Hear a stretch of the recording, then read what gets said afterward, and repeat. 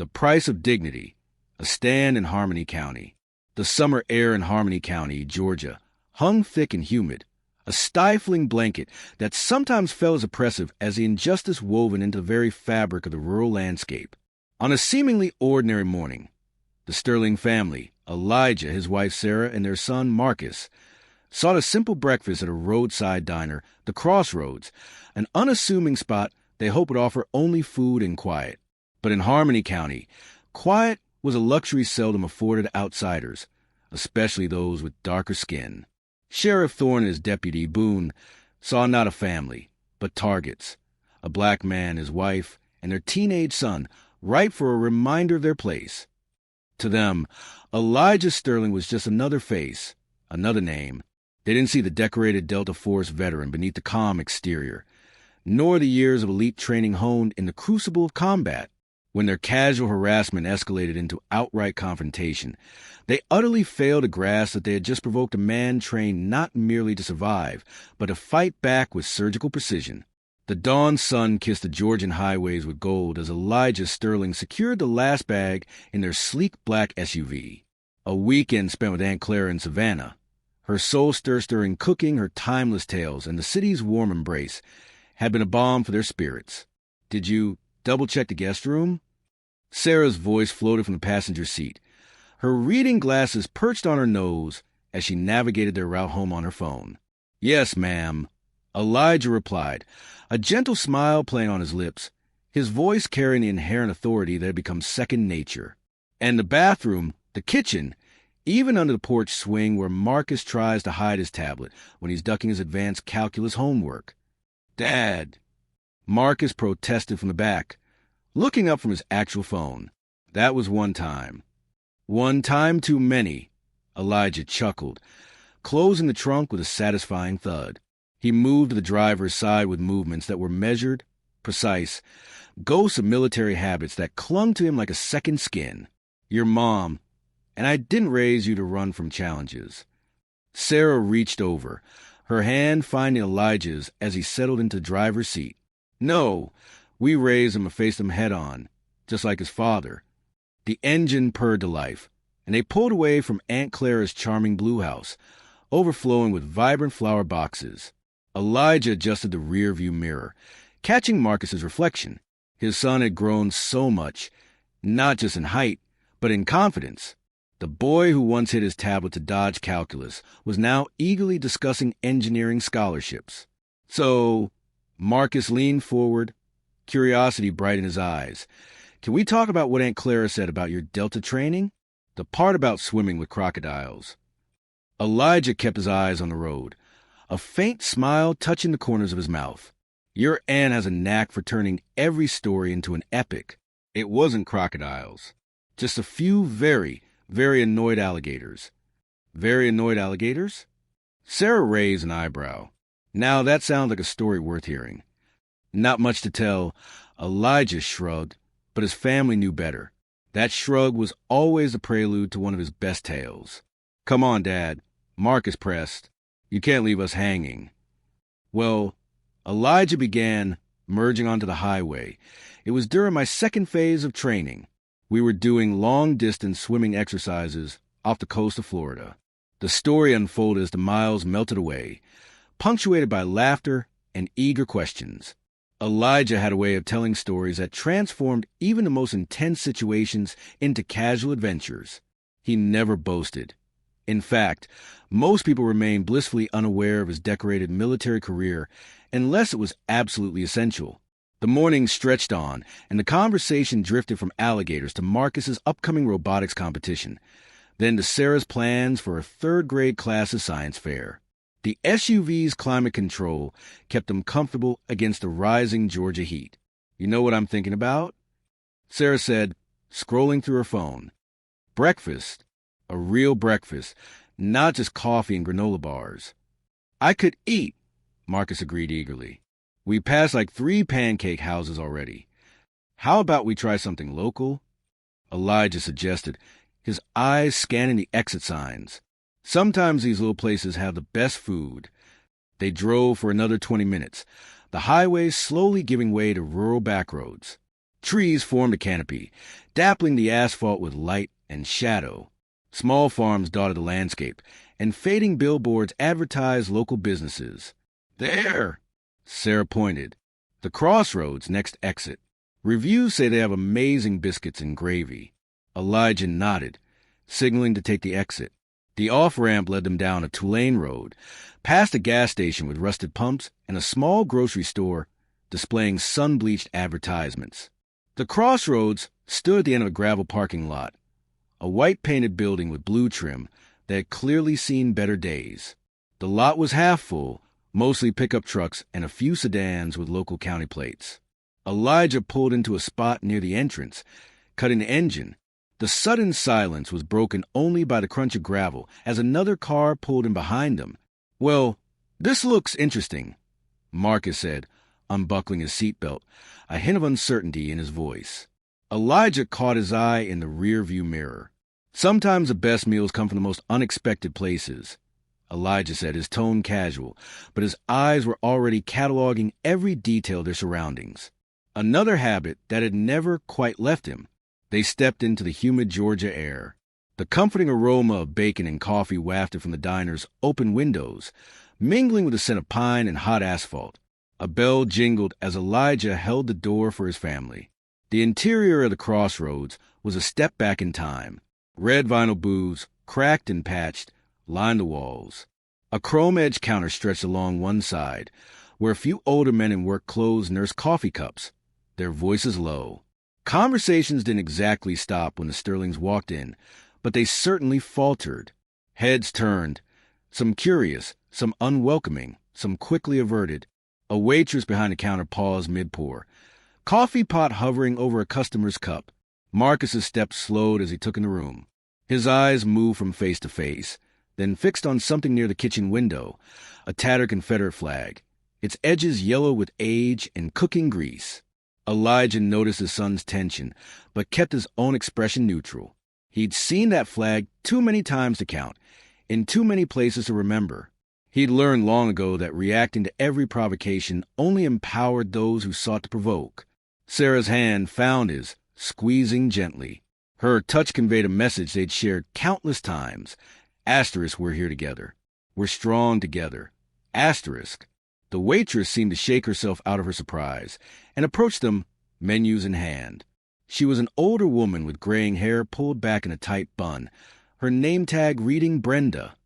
"Welcome to the Crossroads," she said, her voice professional, if not particularly warm. "3 for breakfast?" "Yes, ma'am," Elijah replied with the same calm politeness he'd use anywhere else. "A booth would be fine if you have one available." Brendan nodded, leading them to a booth near the front window. Marcus slid in first, then Sarah, while Elijah took the outer seat, his back to the wall, another old habit that afforded him a clear view of the entire diner. The vinyl squeaked as they settled in. Brenda placed the menus on the table, pulled a pencil from behind her ear, and flipped open her order pad. "Coffee to start?" she asked. "Yes, please," Sarah smiled. "And orange juice for our son." "I'll have coffee too, Mom," Marcus said, his voice carrying a subtle hint of challenge. He was 17 now. After all, "Coffee is fine," Elijah nodded, giving his son a small smile. 3 coffees, please." Brenda scribbled it down and walked away, her shoes making soft sounds on the worn linoleum floor. The conversations around them mostly resumed, though Elijah could still feel occasional glances in their direction. Marcus opened his menu, but wasn't truly looking at it.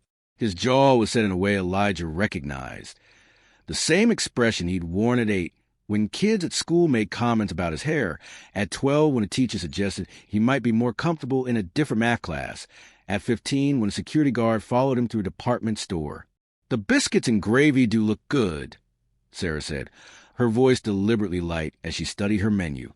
"And look, they have those hash browns you like, Marcus, the ones with cheese and jalapenos." "Yeah," Marcus replied, but his eyes kept drifting to that flag by the kitchen window. Elijah reached across the table, tapping his son's menu gently. "Focus on what's important right now, son. We're hungry. They have food. And your mother's right. Those hash browns do sound good." It was a lesson he'd taught Marcus many times. Choose your battles. Know when to fight and when to simply exist in a space, claiming it through your presence rather than your protest.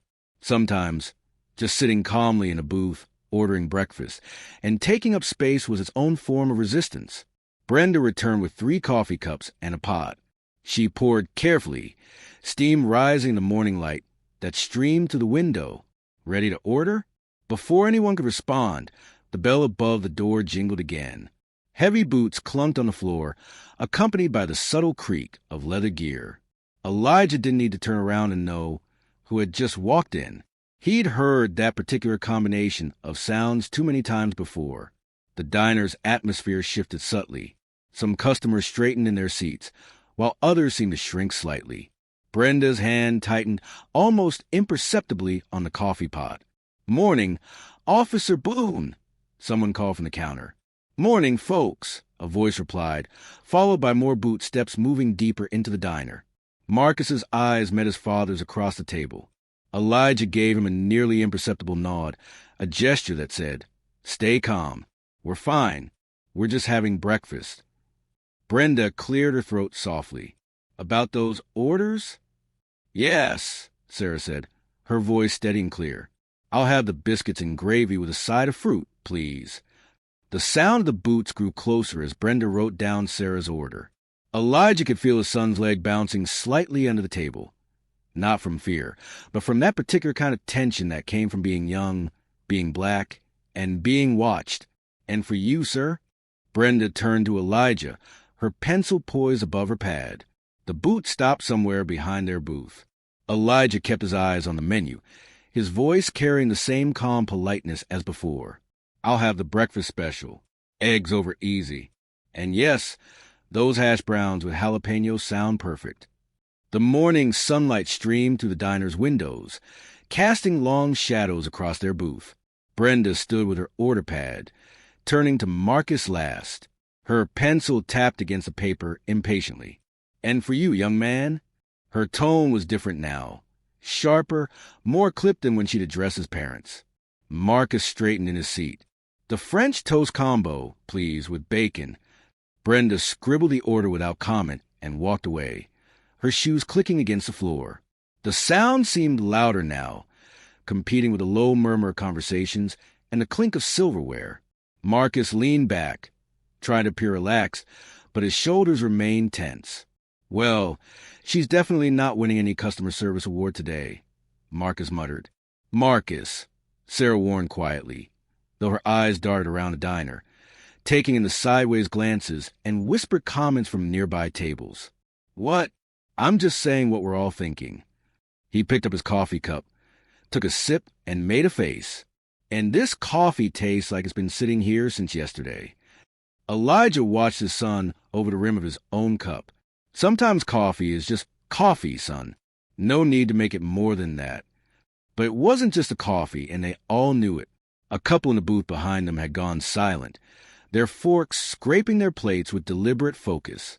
2 men at the counter kept turning around, their eyes lingering a bit too long, before swiveling back to their meals.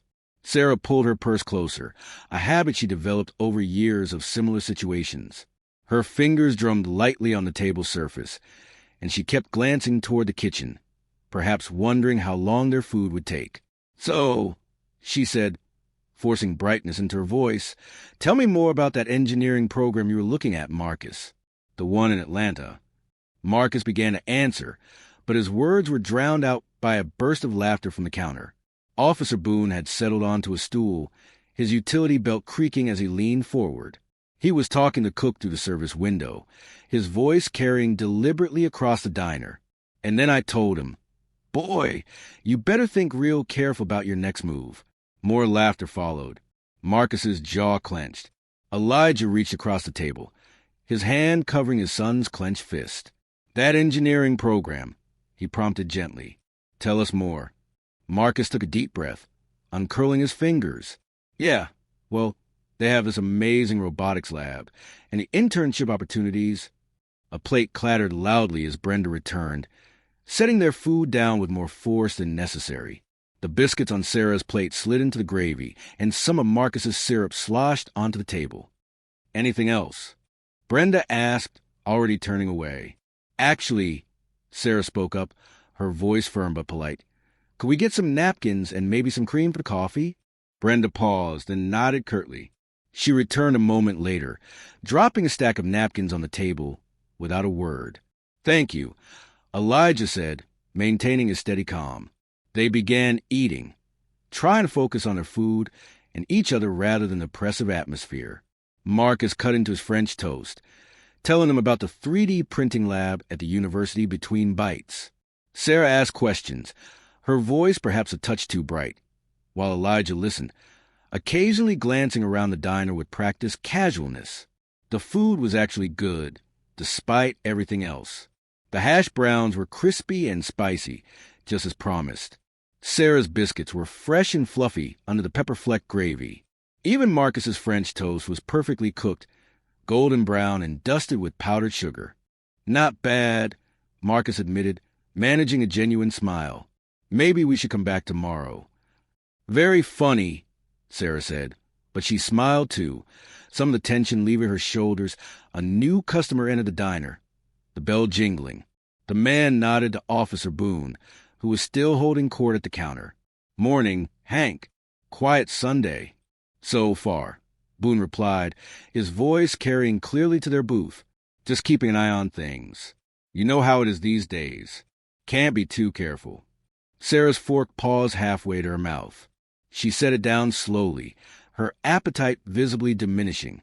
Her eyes met Elijah's, carrying years of shared understanding about moments like these.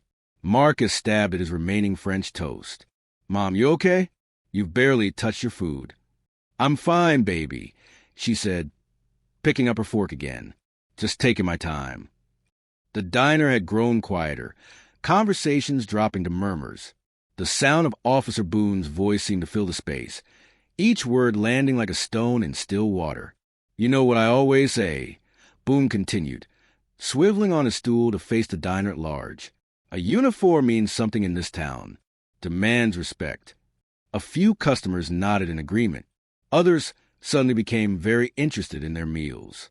The cook had disappeared from the service window. Elijah cut his eggs with precise movements, his posture unchanged, but his eyes never stopped moving, tracking every shift in the room, every meaningful glance, every subtle movement.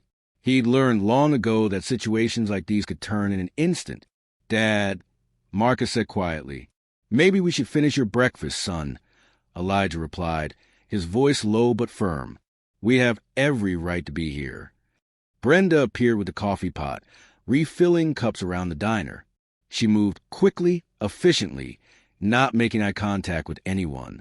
When she reached their table, her hand shook slightly, sloshing a few drops onto the tablecloth. "Sorry," she muttered, the first hint of something other than curtness in her voice. Was it fear? Shame? She hurried away before anyone could respond. Sarah dabbed at the coffee drops with a napkin, her movements controlled, but her fingers trembling slightly. She'd been through enough similar situations to recognize the signs, to feel the weight of what might come next. At the counter, Officer Boone finally turned fully in their direction. His eyes moved over their family with deliberate slowness, lingering on each of them in turn. His lips curled into a smirk that never reached his eyes. "Well, well," he said, just loud enough to carry. "Looks like we got ourselves some visitors." The diner seemed to hold its breath. Conversation stopped mid-sentence. Forks paused halfway to mouths. Even the sizzle from the grill seemed to quiet. Elijah continued eating, each movement measured and calm. Beside him, Sarah straightened her spine, her chin lifting slightly. Marcus looked between his parents, trying to mirror his father's composure, but unable to completely hide the anger flickering in his eyes. Boone's smirk widened as he watched their reactions, or lack thereof. He turned back to the counter, but his posture made it clear he wasn't done. His hand rested casually on his utility belt, fingers drumming near his holster. The morning sun continued to stream through the windows, but the warmth seemed to have gone out of it. The good food turned tasteless in their mouths. The coffee grew cold in their cups, and still they sat with dignity, finishing their breakfast as if nothing was wrong, as if the weight of what was coming wasn't settling over their table like a heavy shadow. Officer Boone pushed away from the counter, adjusting his belt with practiced showmanship. His boots clicked against the linoleum as he approached their table, each step deliberate and unhurried. The diner's background noise faded to whispers and the soft clink of silverware. "Morning, folks," Boone said, positioning himself at the end of their booth. His smile didn't reach his eyes. "Just doing my regular Sunday check-in, making sure everyone's having a pleasant breakfast." Elijah nodded once, polite but reserved. "Everything's fine, officer." "Thank you." Boone's gaze settled on Marcus, who was working to keep his expression neutral. "Haven't seen you around here before. You boys passing through?" "On our way home from visiting family," Sarah answered, her voice steady despite the tension in her shoulders. "Is that right?" Boone pulled out his notepad, though he didn't write anything down. "Interesting timing. We had some trouble at the convenience store down the road last night. Young man about your age." He gestured toward Marcus with his pen. "You look like you might match the description." Marcus's fork clattered against his plate. "I was with my family all weekend."